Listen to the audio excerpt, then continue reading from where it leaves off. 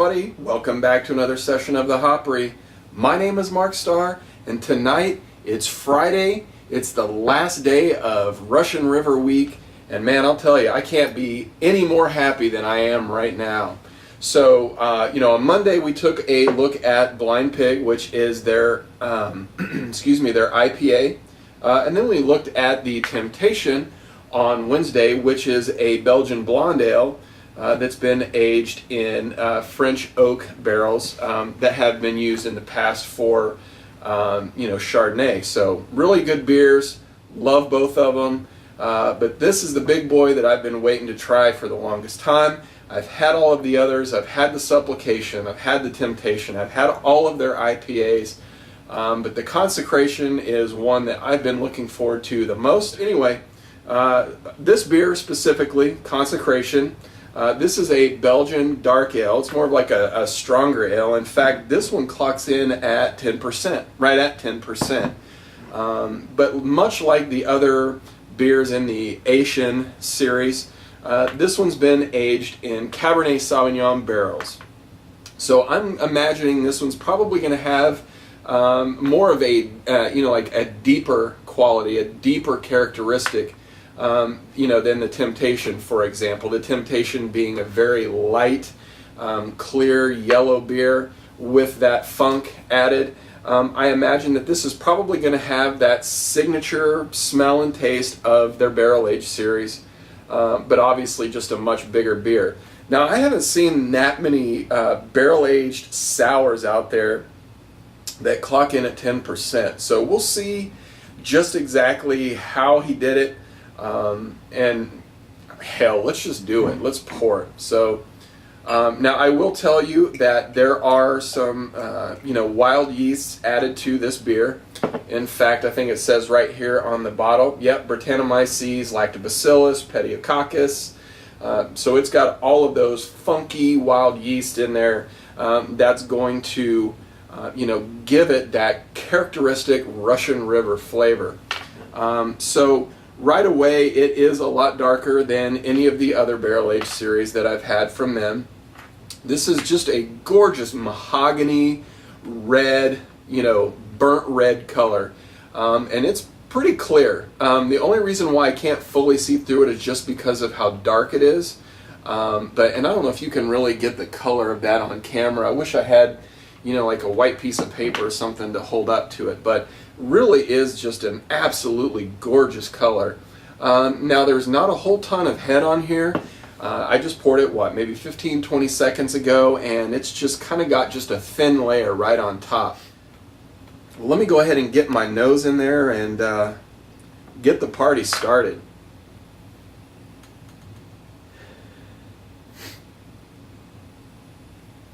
So it definitely has that smell, that barrel-aged funk smell that you're used to getting from Supplication and Temptation. I don't get that as much on this one. I'm getting more of the currants. When he puts these in the barrels, he adds a bunch of red currants to that. And I think the currants really kind of help sweeten, the aroma up a little bit here. It's not quite as zingy, I guess you could say. I get there's a tartness in there. I definitely get that wine characteristic out of it.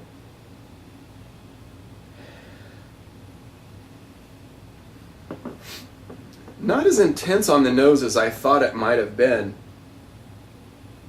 And this one's sitting at a really good temperature right now. I had this sit down in the basement since I got it, and I put it in the refrigerator only for about 30-35 minutes. So, I really wanted to make sure that it was just cool and not cold. So, let's drink it.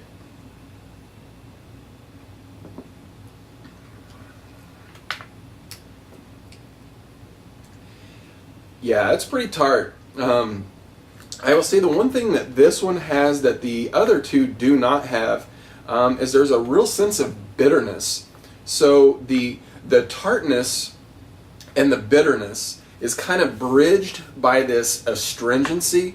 So when you take a drink of this beer, you can really kind of feel every little spot on your tongue, like every taste bud kind of just getting like, you know, a very small electrocution, if you will. It's very sparkling, you know, much like a champagne would be. And I guess it's the effervescence that's really creating that mouthfeel.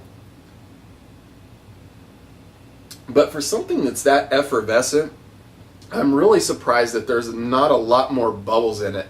You know, if you pour something like an Orval, something like that, you really just see all those champagne-like bubbles just screaming their way to the top. There's really not hardly any in this one at all.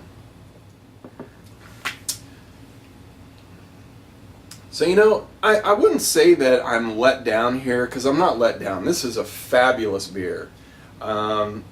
I'm really surprised, though. You know, I kind of feel like I thought that with each progression of heaviness, and when I say that, I mean going from, you know, like the Temptation to the Supplication to the Consecration, that the flavors would really be deeper and more intense. And I don't really think that the flavors are more intense on this one per se. In fact, because I've been letting this one age for so long, you know, maybe a lot of that funk, and even as I say that, I would think that the funk would be more pronounced. But I would feel like, or think that there would be a lot more intensity to this beer. And it's really not that intense. So, you know, maybe that's a good thing, maybe it's not, I don't know. I guess it's just not fully what I had expected. Do I like it? Yeah, I really like it. But I think I prefer the Temptation better. I just think that the play between the blonde ale and, you know, the barrel aging and the yeast that they put in the Temptation, I guess really kind of suits my palate more. It seems to be brighter, more alive, really in the vein of that, you know, Orval, you know, where it's just a, you know, a really good Belgian quality experience. And this one is just not quite there for me. So anyway, why don't you answer a question for me, you know, down there in the comments section, whether you're on YouTube or my site. Hopefully you're going to my site. Tell me what your favorite Russian River beer is. I'd kind of like to know what your thoughts are. Is it Pliny the Elder? Is it Temptation? Is it Consecration? Is it something that you've had on tap at the brewery that aren't in bottles? Anyway, let me know. So, well guys, I hope you enjoyed this week of Russian River. I know I did. I'm a little bit sad that I don't have these beers in my collection anymore, but hey, you know what? They've got to go sometime, and so this week was the week that it was going to happen. So, alrighty. Well, thanks a lot for coming back. My name is Mark Starr, and we'll see you next time. Cheers.